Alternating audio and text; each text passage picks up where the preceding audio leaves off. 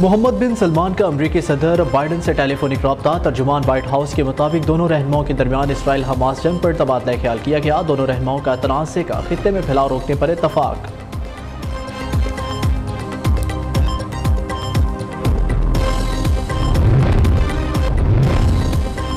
سابق امریکی صدر اوباما کا جو بائیڈن کی پالیسی پر پھر عدم اطمینان کا اظہار۔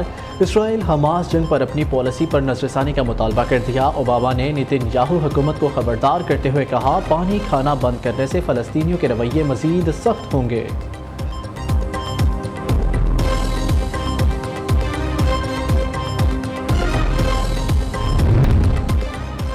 فلسطین کی آزادی کی جنگ کو دہشت گردی سے جوڑنا نادانی ہے۔ عالمی برادری اسرائیلی افواج کے فلسطین پر طاقت کے استعمال کو روکے۔ Army chief general Syed Asim Munir کا مطالبہ۔ غزہ میں جاری جنگ میں فلسطینیوں کی شہادت پر تعزیت کا اظہار۔ آزاد ریاست فلسطین کے لیے پاکستان کی اصولی حمایت کا اعادہ۔ آرمی چیف سے فلسطینی سفیر احمد جواد کی ملاقات۔ جنرل سید عاصم منیر نے کہا، غزہ سے فلسطینیوں کا جبری انخلاء انسانیت کے خلاف جرائم کا عکاس ہے۔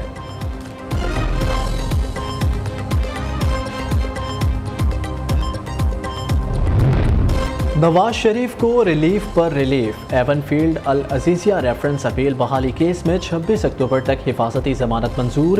اسلام آباد ہائی کورٹ نے نواز شریف کی اپیلیں بحال کرنے کی درخواستوں پر نیب کو نوٹس جاری کر دیا۔ اہم کیس کی سماعت کل پھر ہوگی۔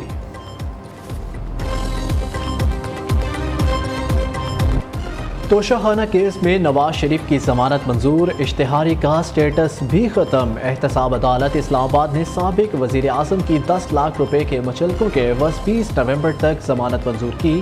نواز شریف کی عدالت پیشی پر کارکنوں کی بڑی تعداد میں آمد۔ اپنے قائد کا والہانہ استقبال کیا۔ گاڑی کو پھولوں کی پتیوں سے ڈھانپ دیا۔ حق میں نعرے بازی بھی کی۔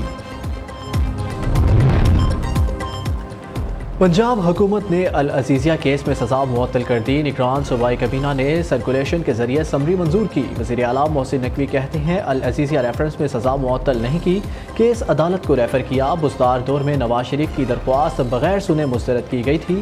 فیصلہ عدالت نے کرنا ہے کہ ضمانت ہوگی یا نہیں۔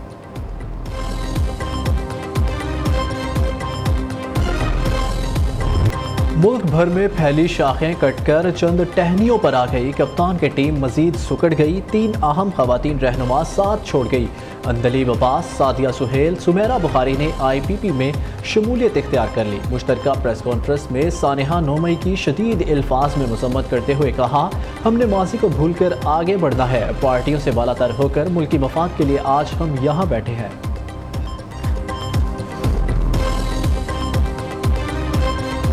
پاکستان کا غوری میزائل کا کامیاب تجربہ۔ ISPR کے مطابق غوری ویپن سسٹم کے تجربے کا مقصد آرمی اسٹریٹجک فورسز کمانڈ کی آپریشنل اور تکنیکی تیاریوں کو پرکھنا تھا۔ آرمی اسٹریٹجک فورس کمانڈ کے کمانڈر نے تجربے کا مشاہدہ کیا۔ متعلقہ اداروں کے افسران، سائنسدان اور انجینئرز بھی موجود تھے۔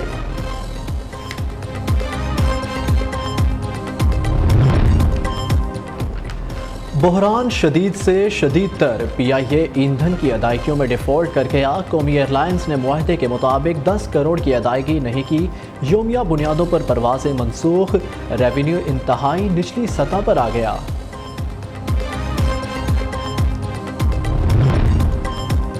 IG پنجاب کی زیر صدارت تحفظ مرکز کارکردگی اجلاس۔ ڈاکٹر عثمان انور نے کہا، مختلف شاہراہوں پر پڑے نشے کے عادی 42 افراد کا علاج کرایا۔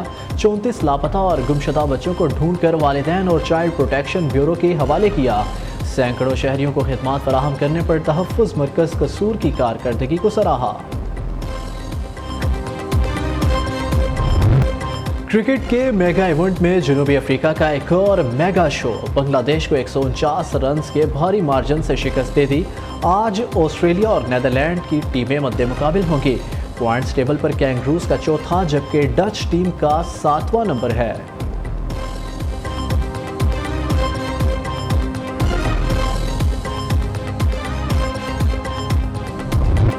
اور محبت کی پکار کہلانے والے شاعر ساحر لدھیانوی کو بچھڑے 43 برس بیت گئے۔